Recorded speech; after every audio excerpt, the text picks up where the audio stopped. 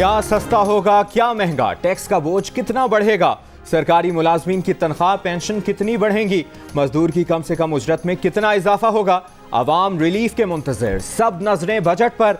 नए माली साल का 14,500 अरब रुपए का बजट आज कौमी असम्बली में पेश किया जाएगा। जियो न्यूज़ ने बजट दस्तावेज हासिल कर ली। टैक्स आमदन का तकरीबन 80% कर्ज और सूद की अदायगियों में चला जाएगा। बेनज़ीर इनकम सपोर्ट प्रोग्राम के लिए 430 अरब, 1300 अरब की सब्सिडी और दिफा के लिए 1800 अरब मुख्तस किए जाने का इम्कान। कौमी तरक्याती बजट 2709 अरब रुपए, सूबों का 1559 अरब रुपए रखने की तजवीज़। पंजाब और खैबर पख्तूनख्वा का तरक्याती बजट 4 माह का है।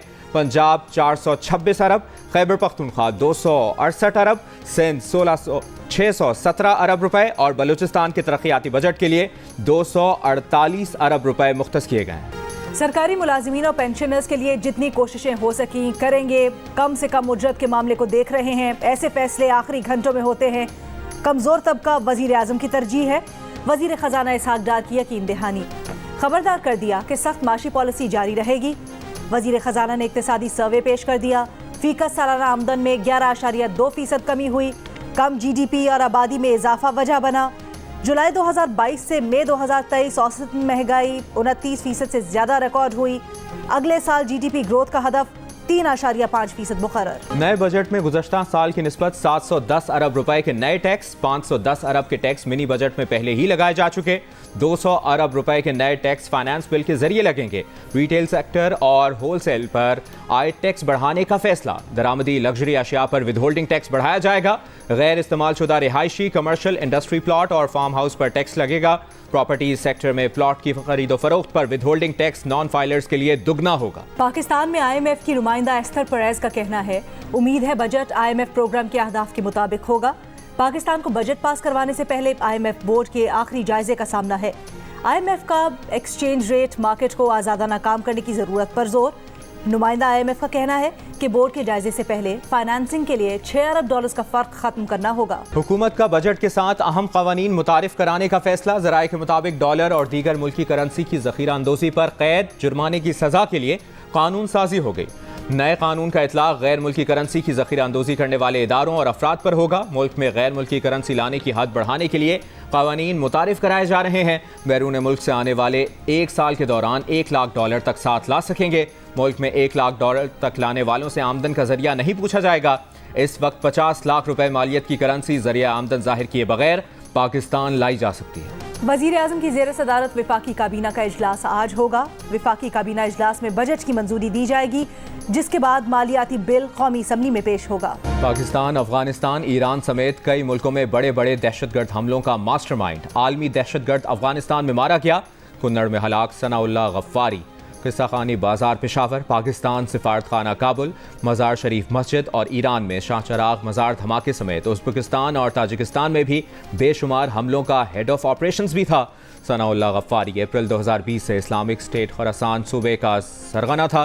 दिसंबर 2021 में अक़वाम मुत्तहिदा, अमरीका, यूरोपीय यूनियन ने आलमी दहशतगर्द करार देते हुए इसके सर पर $1 करोड़ इनाम मुकर्रर किया था। सनाउल्लाह गफ्फारी का ताल्लुक अफगानिस्तान के शहर काबुल से था। इंसदाद दहशतगर्दी अदालत लाहौर का जिना हाउस हमला केस का चालान जमा करवाने का हुक्म। तफ्तीशी अफसर को 22 जून तक तफ्तीश मुकम्मल करने और चालान जमा करवाने की हिदायत कर दी। 13 खवातीन मुल्जिमान को जुडिशल रिमांड पर जेल भिजवाने का तहरीरी हुक्म जारी। हुक्मनामे में कहा गया है कि तफ्तीशी अफसर ने मुल्जिमान से रिकवरी के लिए 20 रोज का जिस्मानी रिमांड मांगा। मजीद जिस्मानी रिमांड के लिए ठोस वजाहत नहीं दे सके। तमाम वसाइल बरूए कार लाकर 9 मई के मफरूर शरपसंदों को कानून के कटहरे में लाया जाए। किसी शरपसंद से कोई रियायत नहीं होगी। निगरान वज़ीर आला पंजाब मोहसिन नकवी की ज़ेर सदारत इजलास। सानहा 9 मई में मुलविस शरपसंदों के खिलाफ कानूनी कार्रवाइयों का जायजा लिया गया। 9 मई के वाक़यात में मुलविस मजीद 1163 शरपसंदों का डेटा मिल गया। साइंटिफिक अंदाज से 1163 शरपसंदों की शनाख्त का अमल शुरू। मोहसिन नकवी का मफरूर शरपसंदों की जल्द गिरफ्तारी यकीनी बनाने का हुक्म। सानहा 9 मई के बाद पहला इंतखाबी नतीजा। आज़ाद कश्मीर में PTI बुरी तरह शिकस्त का सामना करना पड़ा PTI को। सरदार तनवीर इलियास की नाअहली से खाली नशिस्त पर पीपल्स पार्टी कामयाब। LA 15 बाग में ज़ियाउल कमर 25,755 वोट लेकर जीत गए। 20,485 वोट लेकर नून लीग के मुश्ताक मिन्हास का दूसरा नंबर। PTI का उम्मीदवार सिर्फ 4,942 वोट ले सका। फातेह उम्मीदवार से 21,000 वोटों से इबरतनाक शिकस्त। ضیاء القمر کہتے ہیں کامیابی پیپلز پارٹی اور خاص طور پر بلاول بھٹو کی کشمیر پالیسی پر اعتماد کا اظہار ہے۔ کراچی اور ملتان کے بعد آزاد کشمیر کے ضمنی انتخابات میں بھی تیر چل گیا۔ چیئرمین بلاول بھٹو زرداری کی ضیاء القمر کو جیت پر مبارکباد، باغ کے عوام سے اظہار تشکر، کہا جیت ثبوت ہے کہ عوام کو ہماری پالیسیز پر مکمل اعتماد ہے۔ آصف زرداری کی بھی ضیاء القمر کو مبارکباد، کہا پاکستان پیپلز پارٹی کراچی سے کشمیر تک ایک زندہ حقیقت ہے، ہم نے پہلے بھی پاکستان کو بچایا ہے، اب بھی ملک کو سنواریں گے۔ پی ٹی آئی چھوڑنے والے فواد چودھری، علی زیدی، عمران اسماعیل، فیاض الحسن چوہان، عامر کیانی، اون چودھری، مراد راس، سردار تنویر الیاس اور فردوس عاشق اعوان کو ملا کر جہانگیر ترین نے نئی سیاسی جماعت بنا لی۔